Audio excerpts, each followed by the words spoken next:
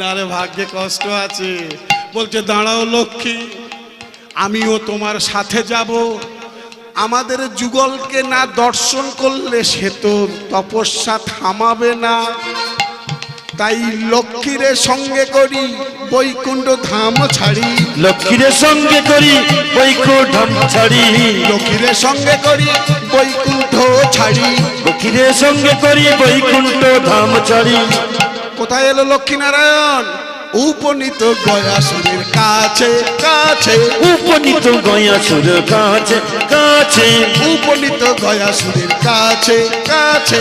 উপনীত গয়াসুরের কাছে। এসে ডাক দিচ্ছে, গয়া কে? আমি শ্রীহরি বিষ্ণু নারায়ণ। প্রভু এসেছ?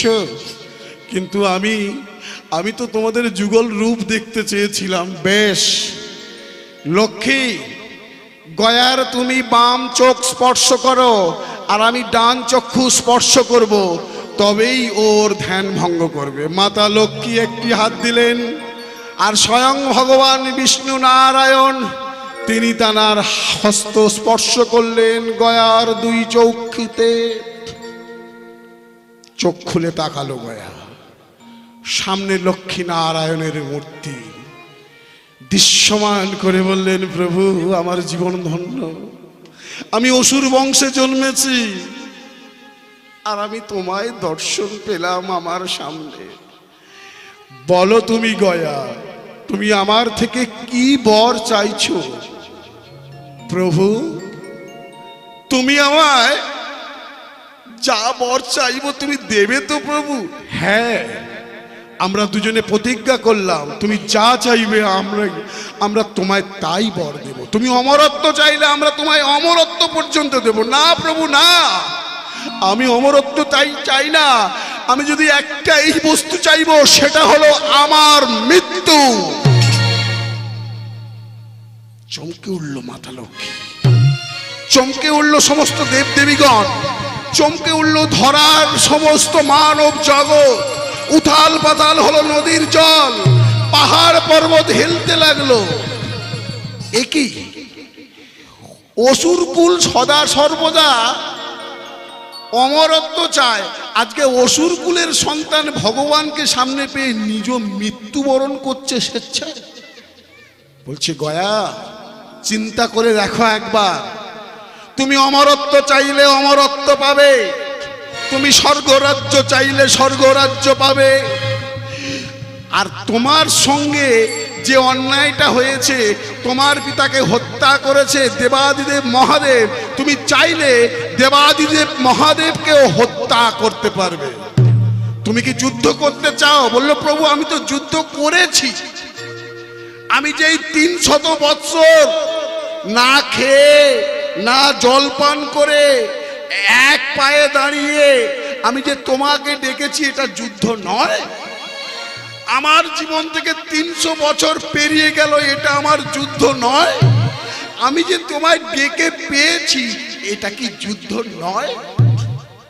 বেশ, তুমি আমায় বর দাও প্রভু, আমার যেন মৃত্যু হয়।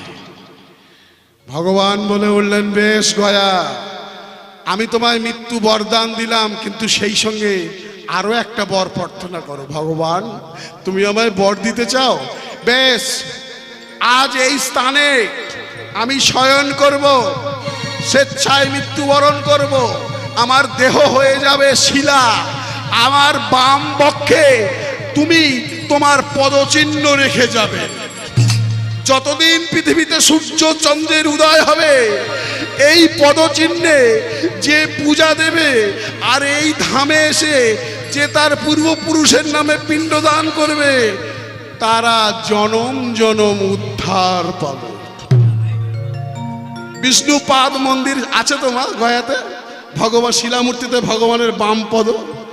ডান পা দিয়েছিলেন কাকে?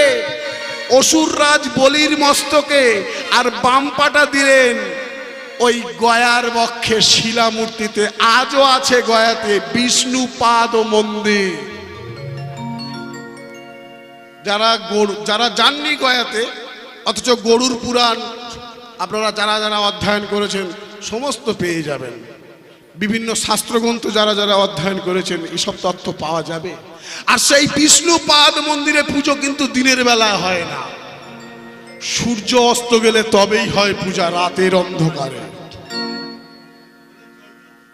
হে ভগবান, আমি যে নয়নে তোমায় দেখেছি সে নয়নে অন্য কোনো দেবতাদের দেখতে চাই না।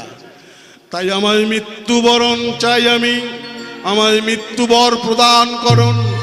আমার পক্ষে তুমি তোমার বামপদ রাখো, ভগবান একসাথে থাকবে যতদিন সূর্য চন্দ্রের উদয় হবে। সর্বশেষে নারদ ঋষি বলে উঠল, শোনো ভগবান, একটা কথা বলি, যারা এই গয়ায় আসতে পারবে না তারা কি করে উদ্ধার পাবে?